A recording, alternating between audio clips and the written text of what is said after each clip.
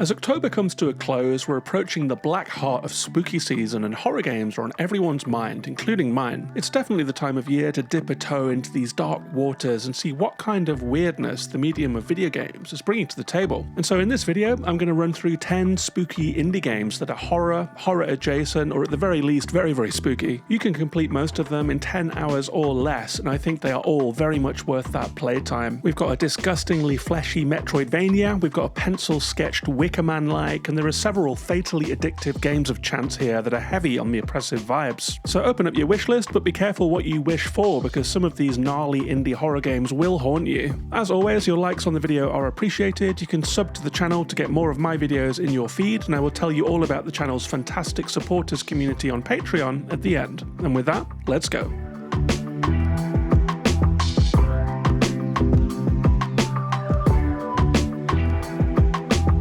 I want to start out by saying that I'm using the word horror quite loosely in my selections in this video. Some of these games are more about claustrophobia or human horror or psychological horror than, traditional splatter, supernatural, vampires and jump scares and all of that kind of thing, but all of these games are surprising and shocking in their own unique ways, which I find to be a compelling form of horror. So let's start with a weird one. It's probably the most obscure game on this list and one of the most memorable. It's an experimental short called Paratopic. It's a first-person game that is heavy on the creepy vibes, and it squeezes an entire narrative into a tiny 45-minute runtime. The game is a series of short explorable scenes that smash cut between each other. In the first one, you play as a smuggler who's caught at a border crossing, and then as an assassin being tasked with a job in a grimy diner. And at the center of the story are some mysterious VHS tapes that seem to transform the people who view them. It's such a short game that saying much more would be a spoiler, but this tiny game made by 3 people won itself a lively cult fandom online who parsed its every detail to figure out what's really going on in this game. I played this one when it came out and it's stuck with me ever since. I love the PS1 aesthetic, the low poly models with rough pixely textures, and I think that era of horror games has a certain dingy brownness that's a whole mood. Paratopic is out on PC and Switch, and there is an extended version available with a little more content. The developers have asked that people buy it on itch so that they get the biggest cut of the money. That is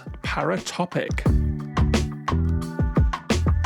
The next game on my list actually came out this year. It is The Midnight Walk. Now, I was obsessed with The Nightmare Before Christmas as a teenager, and I still remember going to see it in the cinema and being blown away. And in the absence of a Nightmare Before Christmas official game, seriously Disney, dust off those puppets and get on it. The Midnight Walk is about as close as we have gotten. It's a first-person game with a little bit of stealth gameplay, a little bit of puzzling, and a lot of charm. At the start of the game, we meet a little scuttling character called Pothead, who is a ceramic friend who runs around ahead of us and shows us the way forward. And it is a linear game, but it involves a lot of lamp lighting, environmental puzzles, and avoiding all of the weird ashen monsters who scuttle around haunting the midnight path. They are quite horrifying, and they will eat you up on sight and chase you if they see you. I really did have a little shiver as their grey faces bore down on me and I ended up getting killed. I will say that this game seems to have been made with VR in mind specifically, and if you are one of the few people who bought a PSVR 2 unit, this is an essential purchase, so get it out, dust it off, and get ready to use it. But this game does play fine on a base PS5 and a television as well, even if some of the directional audio puzzles do feel a little bit janky if you don't have headphones on, so bear that in mind, and if you have 3D directional audio headphones, I would definitely recommend them to play this game. But all in all, I think this is a really charming game. It has that moonlit Halloween feel, and it really does give you the feeling of taking a trip to an airy, chilly, weird, Halloweeny place. It's a gothic treat with some amazing art and some excellent music too. It's from the makers of Lost in Random, another claymation style horror adjacent gothic game that I really enjoyed actually, and I would recommend you play Lost in Random as well. It's out for PS5, PSVR 2 and Windows. That is The Midnight Walk.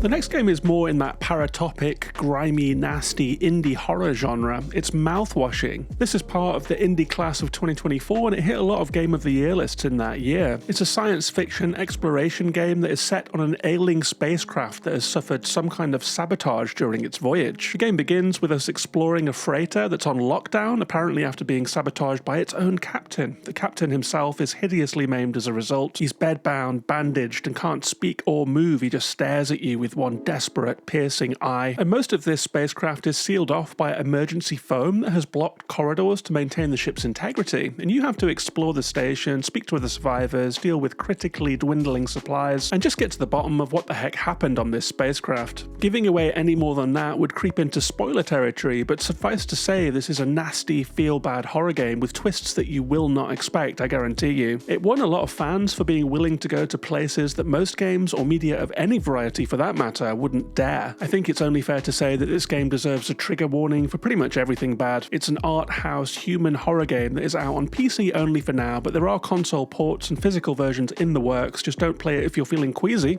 That's Mouthwashing.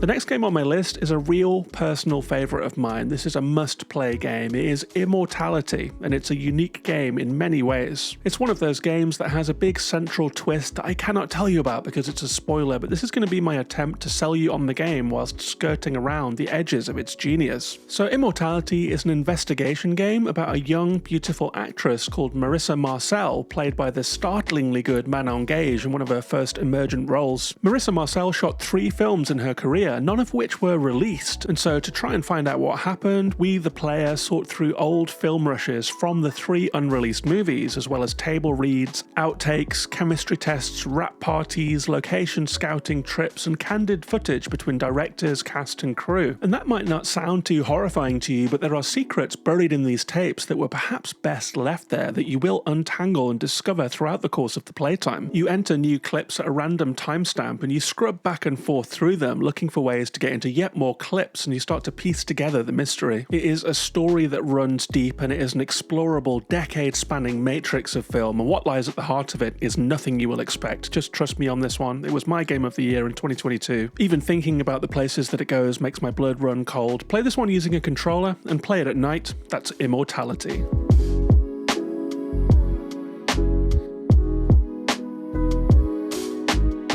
I will sometimes play a game just because it has a unique art style and I want to see more of it, and Mundaun is a first-person adventure game that looks like it sprang to life from a sketchbook. It has a grey, scribbly, pencil-drawn style and it's set in the remote Swiss Alps, including some authentic Romansh voice acting. You play as a local kid who lives far away in the big city but has returned home on the bus for your grandfather's funeral after a tragic fire. The game has a really cool opening as the bus that you're on winds its way up the mountain and underlines just how far from civilization you are. You return to your grandfather's ruined home and the mystery kicks off. All is not as it seems. You have a strange vision and his grave appears to be empty. What follows is a really memorable, surreal journey to the top of the mountain through a cursed rural landscape. There's a little bit of stealth and combat, some fun, janky driving, and a spiraling, surreal story. But what I remember most about this game is its atmosphere and vibe. You know those super cool horror films that are all about being cut off from the world in a place where everything's off somehow. I think about horror movies where the normal becomes abnormal and strange, like The Wicker Man, Deliverance, Blair Witch, and The Descent. Mundaun really nails that feeling of loneliness where all you can do is push forward, even if you don't want to see what lies at the bottom of the rabbit hole. It's an interesting one for sure, both in vibes and art style and general presentation. It's out on everything. That's Mundaun.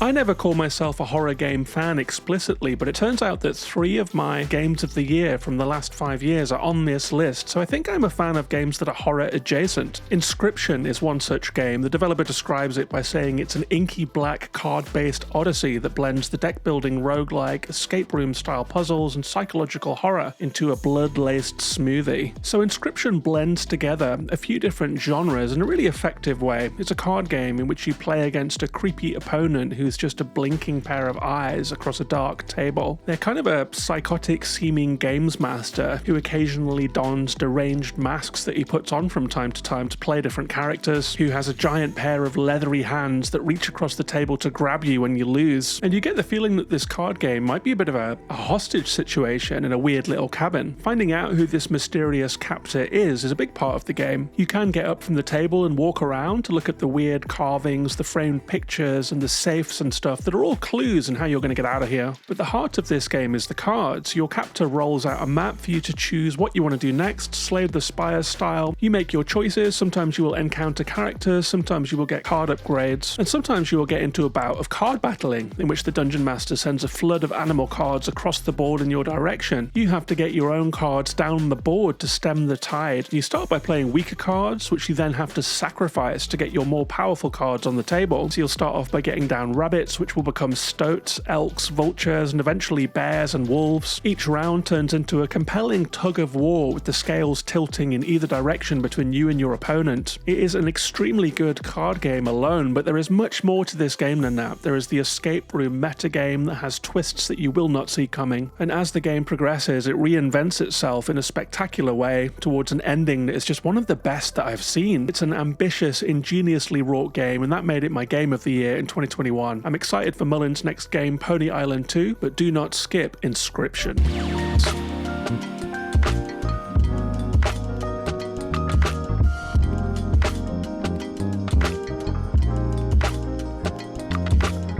A solo developer project like Inscryption selling over 1 million copies in its first year and winning the Seamus McNally Grand Prize at GDC meant that other developers sat up and took notice. We've seen waves of card games after Slay the Spire and waves of farming games after Stardew Valley, but what came after Inscryption is a bit more interesting. In the years that followed, we got 2 other breakout hits that use pieces of the vibe and the setup and the scenario, but put their own horrifying spin on it. Buckshot Roulette is one such game. It replaces the dingy cabin with a banging club and the cards with a shotgun version of Russian roulette. So as if Russian roulette wasn't high stakes enough, you find yourself playing it with a shotgun against a creepy sharp-toothed dealer that sits across the table staring you out. You take turns to decide if you want to point the gun at yourself or your opponent based on the different kinds of bullets, blanks or live rounds that have been shuffled into the shotgun at the start. So it is a game of chance, but there are modifiers that can tilt the odds in your favour, like cuffing your opponent to prevent their next turn, cans of beer that you can drink that also empty around to reduce the odds and make you more sure of what the next bullet is, and several other things that unlock over time as well. And it becomes a very high stakes game of chess that will get your pulse racing because it's a very high stakes game. The stakes could not be higher, and it will take both luck and skill to win. I saw credits in this one in just 1 hour, but I get the feeling that there are darker secrets lurking within the game, so I'm still playing the odd round from time to time. All in all, Buckshot Roulette is a really excellent game that very much deserved its viral success. It too sold 1 million copies in its first year. Grab it on Steam, that's Buckshot Roulette.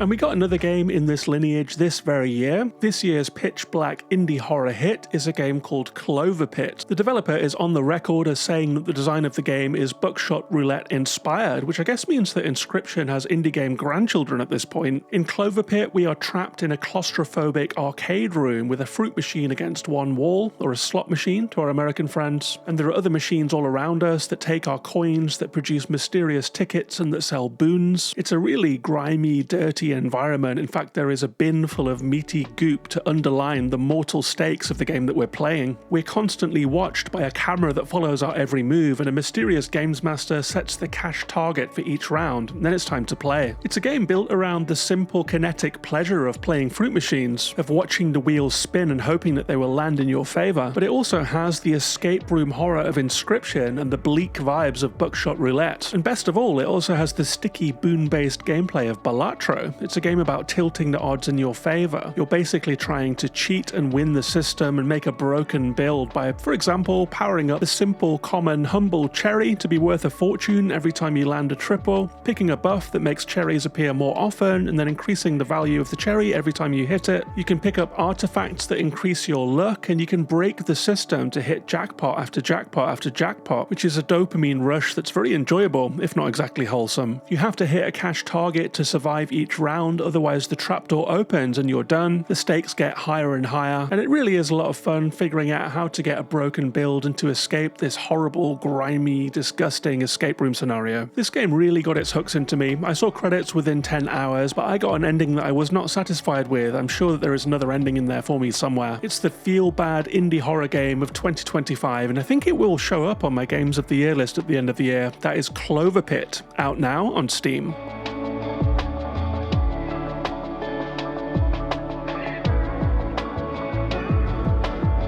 I also want to shout out a slightly older game called Carrion. It is a grimy exploration horror game where you play as a genetically modified tentacle monster. I really like that in a lot of horror films there is a protagonist who is trying to escape the monster, but in this game you are the monster, and it's more like you're trying to escape the people. The game begins when you break out of your tank into a grimy lab facility, and I think that this game is on the same branch of the twisted indie horror family tree that began with the brutal, terrifying monochrome platformer Limbo with its foreboding atmosphere. That was from Playdead, who grew further into the public consciousness with Inside, a game that won several Games of the Year awards for its oppressive, mysterious vibes. Playdead have since gone quiet. Apparently they are working on a 3D open world game, but don't overlook Carrion, which is carrying that torch forward in the meantime. It's an incredibly satisfying game where you play as a fleshy tentacle monster that grows and shrinks in size based on how many scientists you've gobbled up and how much damage you've taken. There are switch puzzles to get through duct systems, and there are combat puzzles as security mobilizes against you with increasing force. I will say that the difficulty ramps up quickly and that I really wish that this game had a map. There is no map, and so it's a bit of a vibes-based exploration game that might have you going around in circles, but it is another short one. You can finish the story in 3 to 4 hours. Check it out, that's Carrion.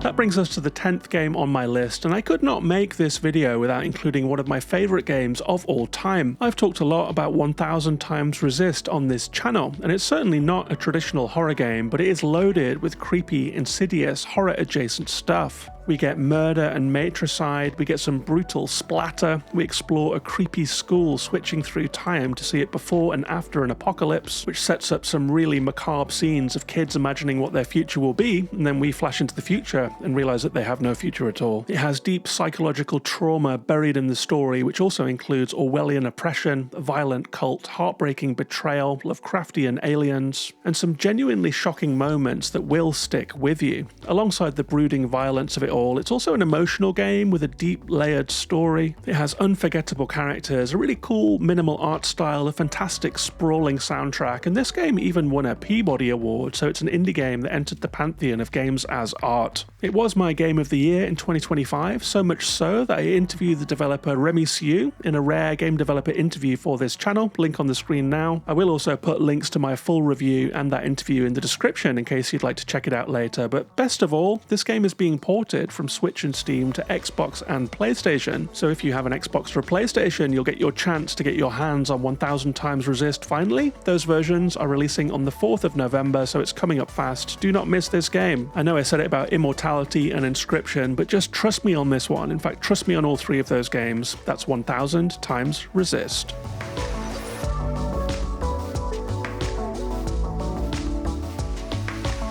So that's my top 10 indie games that are horror adjacent that you should try out during spooky season. But I also do like the occasional AAA horror game. I'm a huge fan of Dead Space. In fact, the remake of Dead Space is a real showstopper. If you like the Alien movie, it's like a version of that where you play a ship mechanic who is thrown into a really desperate, deadly situation. It has one of the best intro sequences in terms of pacing I can think of in any game. You arrive on a search and rescue crew to find out why a certain space station has stopped giving out a signal. When you land, you come into the entry hall where there are, bags everywhere. People were trying to evacuate, but they kind of failed. And as you get closer and closer to the heart of the station, you realize exactly how bad the situation is, and it could not be much worse. The remake of this game is an incredible visual uplift that doubles down on the darkness, the light, the use of creaking and groaning sounds, the power flickering on and off. It is just a truly fantastic game, so I really, really recommend Dead Space if you're looking for something. It's actually on sale quite often, so you can get this big budget AAA joint quite cheap most of the time. I also really enjoyed Resident Evil Village. I bought that one when it came out, played it on my PS5, and it kind of blew me away. It's a really fun ghost train through 4 different horror vignettes. It does of course have the famous Lady Dimitrescu who towers over you and stalks you through the halls of a mansion, and there are 3 other quarters of the game that you have to work your way through, each with an entrancing villain at the end of it. I really, really like that game. I'm a big fan of Resident Evil 4 as well. I played the original version, and the remake is a real visual uplift. It has some gameplay changes like the knife and more effective melee combat, but it keeps the grimy vibe of the original. And this year year we got a new seasonal blockbuster in town. It was Silent Hill F, which transplants the winning Silent Hill Foggy Town formula to a rural Japanese setting. I was really happy to get a code for this game, and I have been playing it. It's genuinely creepy. You find yourself creeping through the streets of this small Japanese town, battering jerky doll monsters in tight alleyways, finding shrine offerings to keep your poor protagonist Hanako sane and alive, and dealing with all your frenemies who are gradually overtaken by the fog and ditch the frep part of frenemies to just become straight up enemies. The opening part of the game was impressive to look at, but I wanted a little bit more weirdness, and I did get it. There are parts where you will commune with Inari spirits and move into a super cool theatrical Vision Quest temple segment. I will say that some of the puzzles kind of did my head in. There's a lot of creeping around just looking at stuff while monsters stalk you, as if the pressure of solving the puzzle wasn't enough without a monster on your tail. It also has quite an affecting story about bullying at school and that kind of thing that gets under your skin. It's a very impressive game, and I'm happy that I got a code for it. That is Silent Hill F. That brings us to the end of the video. Give us a like if you made it this far. Drop your own favourite indie horror games or AAA horror games in the comments. And if you would like to support this channel, I'll put a link on the screen now for the Patreon. And with that, take care of yourselves and each other, and I'll see you on the next one.